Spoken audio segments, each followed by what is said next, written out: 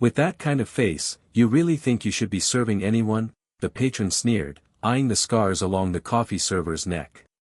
She just gave a gentle smile and said, I've served tougher crowds than you, and under far worse conditions. The very next morning, the diner fell into stunned silence as a line of Marines appeared outside, each holding a small cloth-wrapped item. Who were they here for? And why was the woman who had been mocked just yesterday now being honored with military respect? Welcome to Uncovered Tales. Isabel Moreno, 32 years old, handled the early shift at a small roadside diner not far from the old Marine Corps base in North Carolina.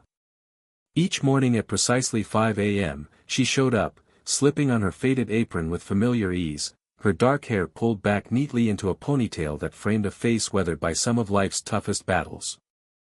To the early morning regulars, Isabel had become a fixture, dependable, with coffee always piping hot, orders almost never wrong, and a kind of quiet efficiency that made her blend into the background, all except for one thing that no one could miss, a network of scars that started at her right temple, ran down her neck, disappeared under her collar, and surfaced again along her right arm.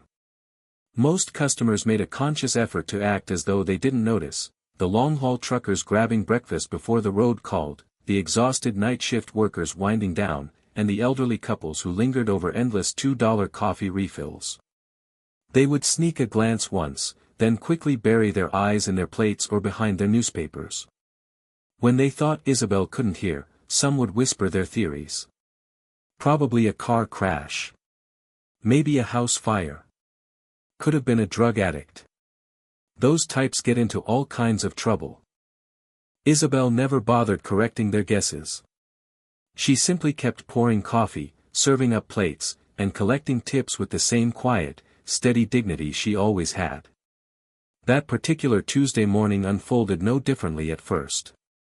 The early breakfast crowd had just started to thin out when three middle-aged men in crisp business shirts, loosened ties, and shiny watches strode in, the corporate type, clearly just passing through, likely stopping for a quick breakfast before a meeting in the city. They took a corner booth, their conversation loud enough for half the diner to hear as they joked about quarterly numbers and golf scores. When Isabel approached with menus in hand, the largest of the men glanced up at her, his face morphing from indifferent boredom to open disgust. You really think you should be serving customers looking like that? He said, his voice pitched high enough to catch the attention of nearby tables. Wouldn't you be better off washing dishes in the back? A hush fell over the entire diner. An older man sitting at the counter quietly set his spoon down and turned his head away. The cook, halfway through flipping pancakes, froze mid-motion. Isabel didn't react outwardly.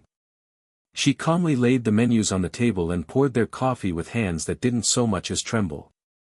I've served people like you before, she said quietly, her voice steady but carrying easily in the stillness. But the conditions were a lot rougher. The man's eyebrows shot up in mocking surprise. He threw a look at his companions, a smirk creeping onto his face. Don't tell me you were military, he scoffed. With that face? You wouldn't have made it past the parking lot at recruitment. The men burst into laughter, a harsh, jarring sound that echoed off the diner's worn linoleum floor. Nobody else laughed. A truck driver near the door shoved back his chair, tossed some cash onto the table beside his half-eaten meal, and walked out without a word. Isabel kept moving through her routine, her hands betraying a faint tremble as she refilled coffee cups, though her gaze stayed unwavering, meeting the eyes of every customer she served. Doris, the diner's owner, noticed the tension and drifted over to Isabel near the service station. You okay, sweetheart? She asked in a low voice, concern etched deep into her weathered features. I'm fine, Isabel answered, methodically arranging a stack of silverware. I've been dealing with people like that since Fallujah. This is nothing new. Doris gave her shoulder a gentle squeeze. You don't have to deal with them if you don't want to. I'll take their order. But Isabel shook her head firmly. No need, she said. Some people are just scared of what they don't understand. With that, she lifted her coffee pot and walked back into the dining area, her back straight and her steps calm and deliberate. At a nearby table, an older veteran wearing a faded cap watched the whole exchange silently. Before he left, he placed a $20 tip on top of a $5 meal and gave Isabel a respectful nod. She returned it with a quiet nod of her own, a silent acknowledgement shared between those who know what it means to carry unseen burdens. If you believe that someone who survived bullets won't be shaken by cruel words, you're in the right place.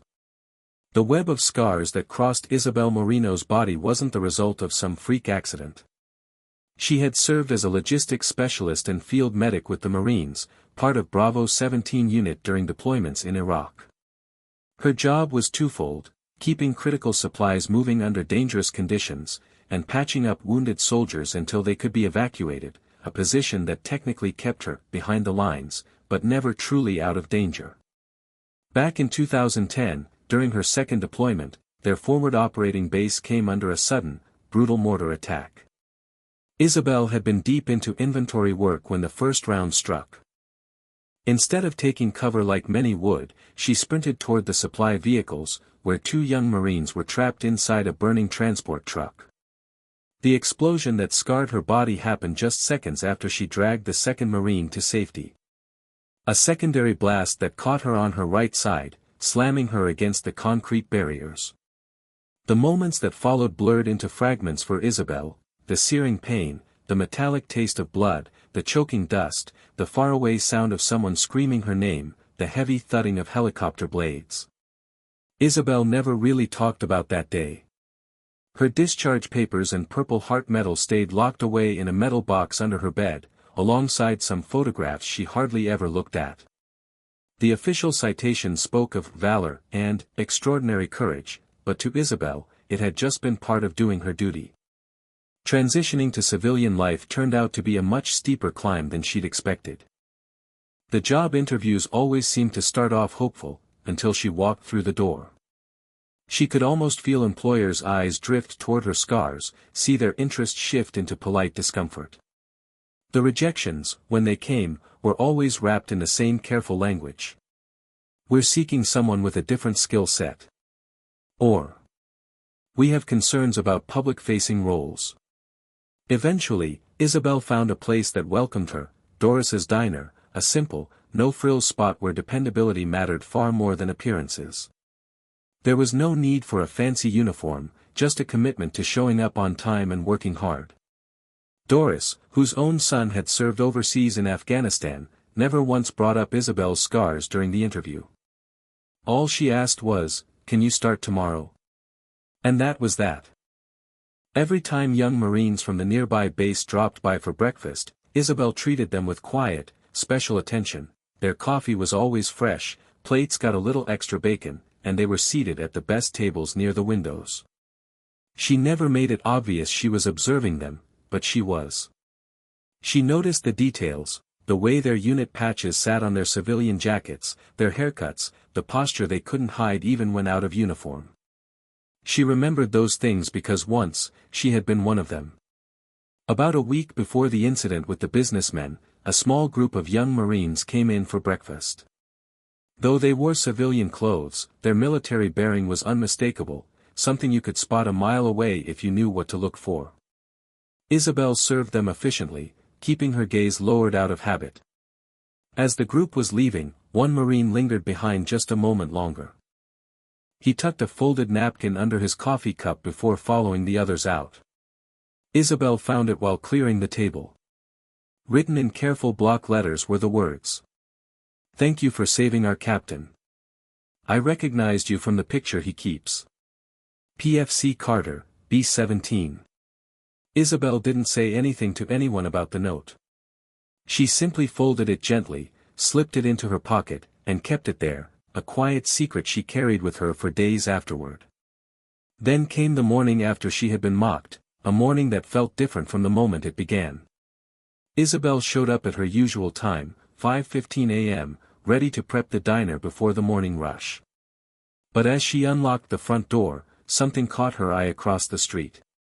In the dim, pre-dawn light, a crowd was gathering, men and women standing in an orderly line that stretched all the way around the corner.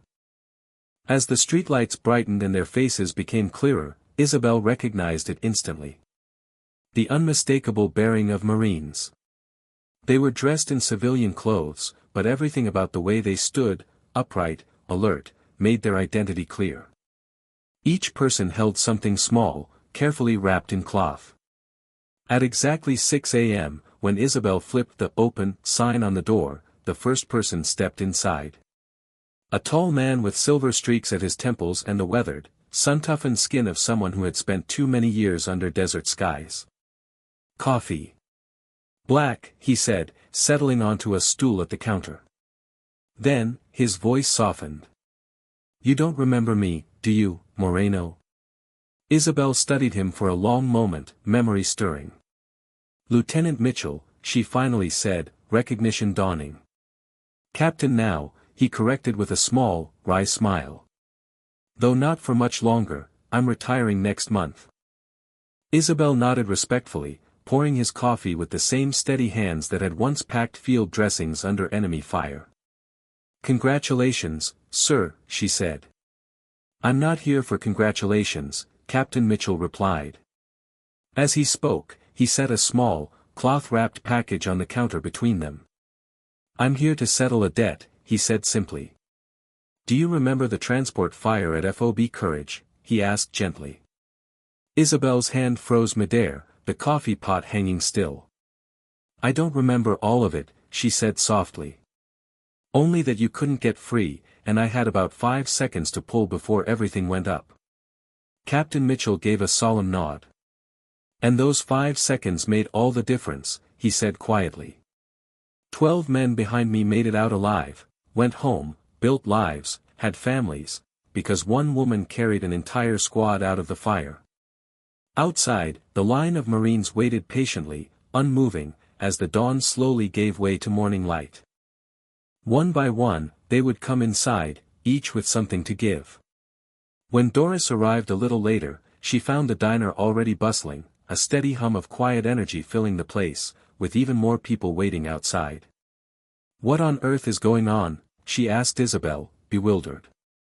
Isabel could only shake her head, unable to find her voice, as Captain Mitchell gently unwrapped the green cloth bundle to reveal a battered, time-worn Bravo 17 unit medallion. "The first of many," he explained, setting it down carefully. "Everyone who made it back wants to leave something with you. We've been searching for you for years. A private recognized you last week," said his captain. "Still carried your picture.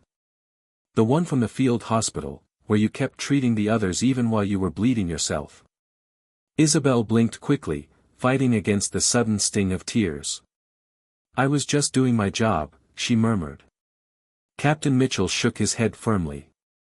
"No, Moreno," he said. "You went far beyond what any job asked of you. And not one of us has ever forgotten it. Have you ever seen someone who stayed quiet for so long suddenly become the center of overwhelming gratitude? If you have, you know how powerful that moment can be." Word traveled fast. A truck driver who happened to witness the Marines lining up outside the diner snapped a quick photo and posted it online. His caption read, "A veteran disrespected, and this is how the people she saved answered back." The post didn't stay small for long. It gained traction almost immediately, first catching local attention, then spreading like wildfire across veteran networks nationwide. By the time noon rolled around, the line snaking outside Doris's diner still hadn't shrunk. One after another, Marines stepped inside, ordered a simple meal, and offered Isabel a token of gratitude. As soon as one left, another arrived to take their place.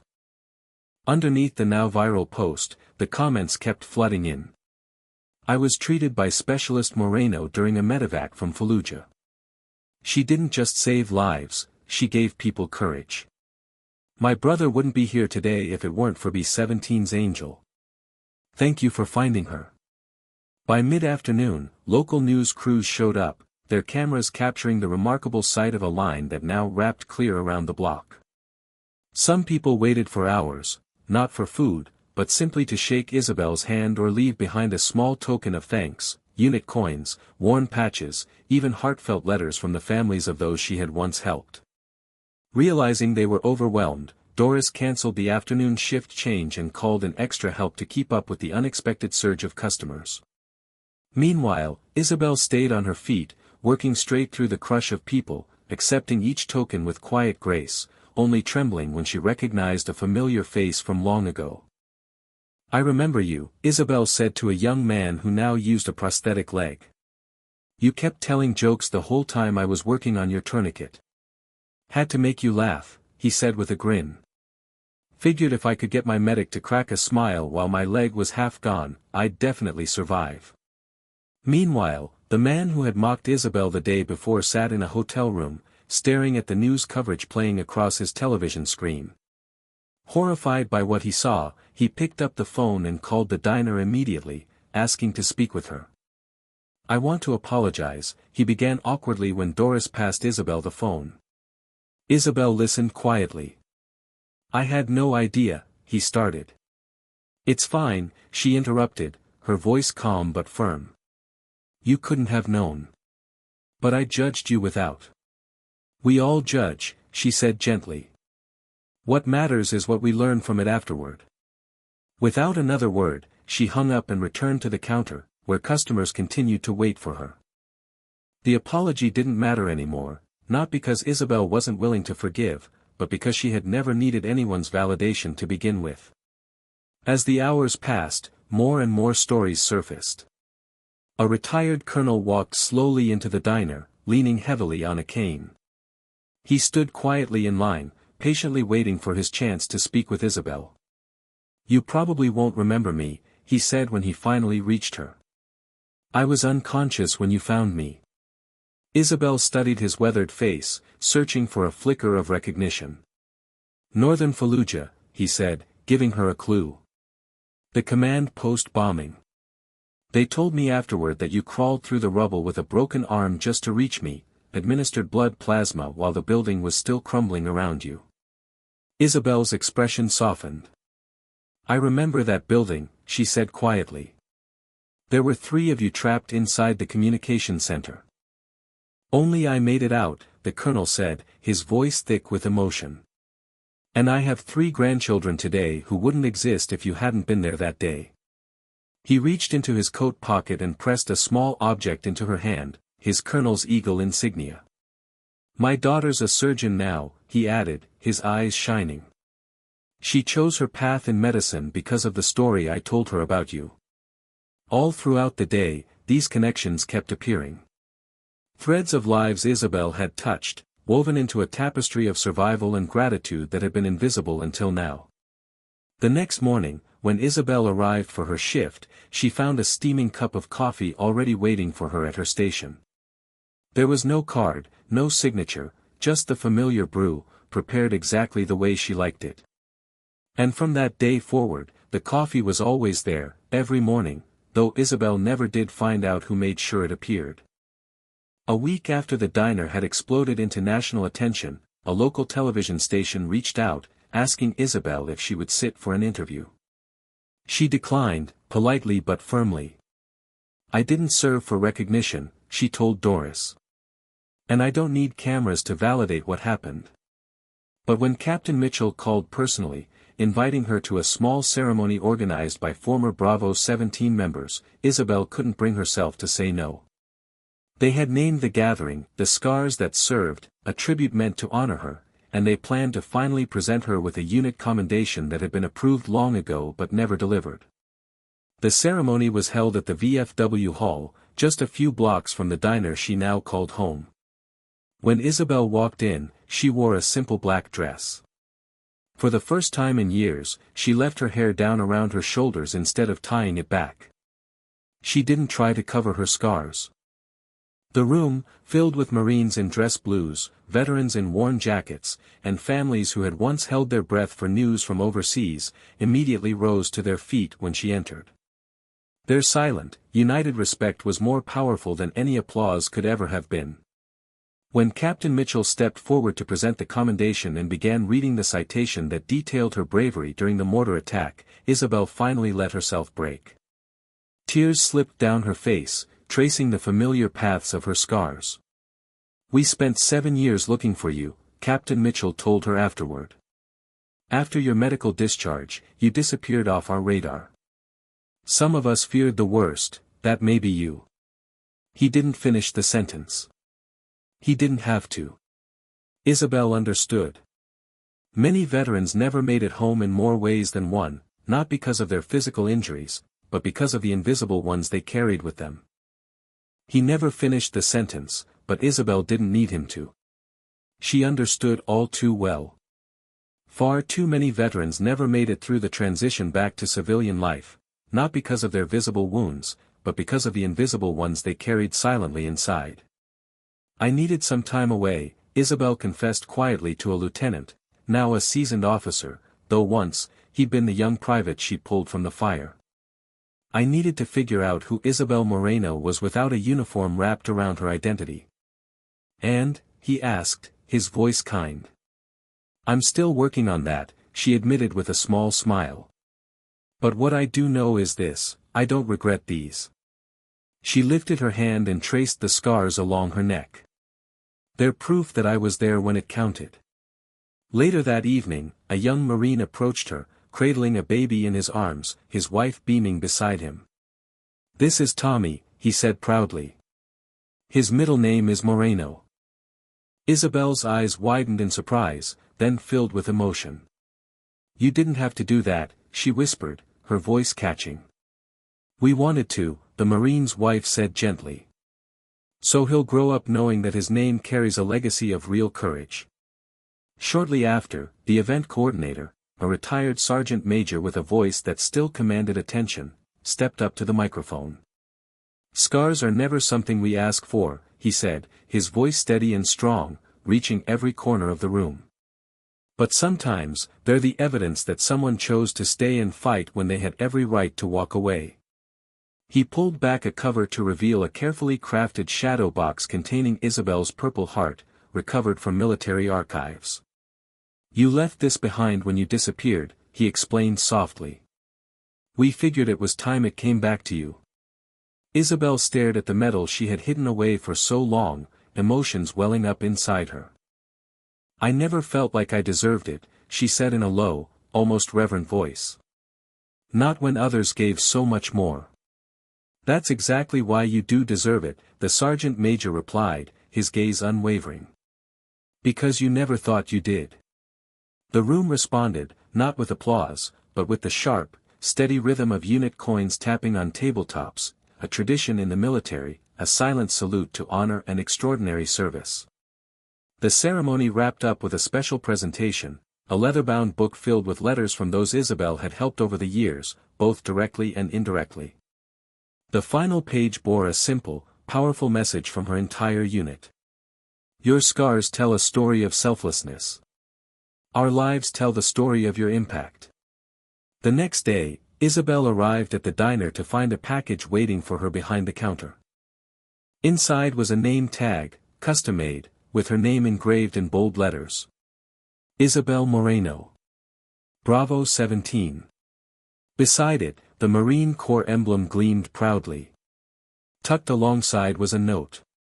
To wear if you choose, so no one ever mistakes your scars for weakness again. Without hesitation, Isabel pinned it to her apron, her heart swelling with quiet pride. That very afternoon, the three businessmen who had caused so much pain days earlier returned to the diner. They had extended their trip just to come back and apologize face to face. The leader of the group approached Isabel cautiously, clearly uneasy. I came to say I'm sorry, he said, shifting awkwardly. I judged you unfairly without knowing anything about you. Isabel studied him for a moment, her face unreadable, before she answered. Sometimes the most important stories aren't written on the surface, she said softly. I've learned that the hard way, he admitted, glancing down at her new name tag. You're a hero. Isabel shook her head gently. No. I'm a survivor, she said. I did what was necessary, the same as anyone else would have. Not everyone, he replied quickly. You ran toward the fire when everyone else would have run away. Isabel calmly refilled his coffee cup, her movements easy and sure. That's not heroism, she said simply. That's duty. When the men left, each one discreetly tucked $100 bill under his empty plate. Isabel gathered the money without ceremony and walked straight over to the battered donation jar by the register marked Veteran Support Services. Without hesitation, she slipped the bills through the slot, adding them to the growing collection of donations. The jar, which had sat almost empty for months, now overflowed with folded bills and spare change, every coin a tribute to something larger than herself. Doris watched from the kitchen doorway, drying her hands on her apron, her eyes misty with pride. "You could have kept that money," she said quietly. "God knows you've earned it 1,000 times over." Isabel smiled, not the polite, guarded smile she often wore, but a full, radiant one that lit up her scarred face like sunrise breaking over a battered battlefield. "I already have everything I need," Isabel said simply. "But there are still so many out there trying to find their way home." These days, Doris's diner runs much the same as it always has. The blue checkered curtains still flutter in the windows. The specials board still proudly announces meatloaf Thursdays and pot pie Sundays. And every morning at exactly 6 a.m., Isabel is there, pouring the first cup of coffee. But now, regulars call her something new, something softer. The Block's Marine. Hanging on the wall near the counter is a new addition. A framed, faded photograph from 2010, snapped by a combat photographer. It shows Isabel, hands bandaged and blood seeping through the back of her uniform, carrying a young Marine away from a burning wreck. Her face is half hidden behind smoke and soot. But the determination burning in her eyes is impossible to miss. Beneath the photo, a small brass plaque bears words Isabel finally allowed to be shared with the world. "I never sought recognition. I only hoped those I pulled out would live long enough to live kindly toward others." The diner has quietly transformed into something of an unofficial memorial. Veterans drive from neighboring states just to shake Isabel's hand, share a story, or leave behind a small token. Some tuck unit coins onto a special shelf Doris built by the window. Others simply nod, a silent salute from one warrior to another. Every Tuesday morning at 7 a.m., the corner booth is claimed by a handful of young Marines in training. Isabel personally serves them, and often, during her break, she'll slide into a seat beside them, offering quiet, thoughtful advice about deployment and life beyond the battlefield. The scars don't matter, she tells them with a small smile. What matters is who you choose to become in spite of them. One morning, a young woman, barely 20 and freshly enlisted, asked her how she managed fear. "I never tried to be fearless," Isabel answered, surprising the room into silence. "I just learned how to move forward even when I was afraid." There's a difference between being brave and being fearless. Fearless people don't see the risks. Brave people do, and step forward anyway. Though the viral spotlight that once thrust Isabel's story into national headlines has since faded, the ripples of her impact remain, quietly changing the town around her. 3 local businesses now actively seek out veterans with visible injuries for hiring. A scholarship fund, bearing Isabel's name, helps former service members pursue careers in medical fields. And the town council, in a rare unanimous decision, voted to rename the street where the diner sits. Moreno Way was officially dedicated during a small Veterans Day ceremony. Isabel attended, standing quietly at the back as the mayor spoke about service, sacrifice, and community. When asked to say a few words, Isabel kept it simple. "I thank everyone who has ever worn a uniform," she said. "Our scars may look different, but we all carry them, seen or unseen." On slow afternoons, Isabel sometimes holds impromptu first aid classes in the back room of the diner. She shows young Marines how to apply tourniquets, how to stabilize broken limbs with limited gear. And, just as important, how to keep someone calm when everything hurts. Her hands, once steady even while under enemy fire, have not lost their sureness. "Knowledge weighs nothing," she tells her students, smiling. "Carry as much as you can." Captain Mitchell, now retired, stops by the diner like clockwork once a month. He always claims a stool at the counter. He always orders his coffee black. And without fail, he leaves a unit coin beside his saucer before he leaves. On his last visit, he brought with him a thick envelope. Its contents embossed in gold with official Marine Corps insignia. They want to feature your story in the new training material, he explained. To teach recruits about what the Corps values really look like in action. Isabel hesitated before taking it from him. My story isn't special, she said softly. There are thousands just like it. That's exactly why it matters, Mitchell replied, his voice full of certainty. Because you stand for every single one who served without expecting to be seen or celebrated. Later that evening, alone in her small apartment, Isabel read through the formal request. It asked permission to include her story in leadership training, praising her actions as embodying the highest ideals of the United States Marine Corps. She signed the consent form, adding a handwritten note at the bottom. Tell them the scars are just maps, showing where we've been, not telling us where we can't go. The next morning, Isabel found something new waiting for her at her station. Beside her usual cup of coffee sat a small, hand-carved wooden box. Inside were dozens of folded notes, handwritten messages from local schoolchildren. Their teacher, a Marine veteran himself, had shared Isabel's story during a lesson about real courage. One note, scrawled in uneven handwriting, caught her attention. Thank you for being brave when it was hard. My dad has scars too, but now he doesn't feel alone. Isabel folded the note and tucked it into her apron pocket. Keeping it close all through her shift.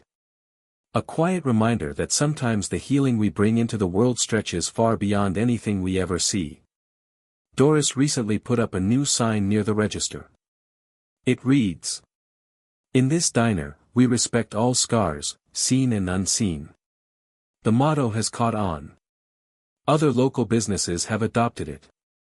The high school counselor hung it in her office. The VA clinic posted it in their waiting room. Every year, on the anniversary of that unforgettable morning when the Marines first lined up outside her diner, Isabel takes a rare day off. She drives to a veteran cemetery about an hour away and walks among the rows of headstones. Leaving a single flower at each grave from Bravo 17. I remember you, she whispers to each one. And I live every day for those who cannot. Now, when customers notice her scars, Isabel no longer drops her gaze. Instead, she meets their eyes head-on, steady, unflinching. The look of someone who knows exactly who she is, and exactly what she has endured. Some stories don't need to be spoken aloud. Some heroes don't wear uniforms anymore. And some scars shine not in spite of their visibility, but because of it. Have you ever witnessed someone being judged? Only to watch them be lifted up by pure gratitude. Share the name of someone who taught you that true courage isn't about how you look, but about the choices you make when no one else dares to step forward. Subscribe to Uncovered Tales, where scars aren't hidden, but honored like medals.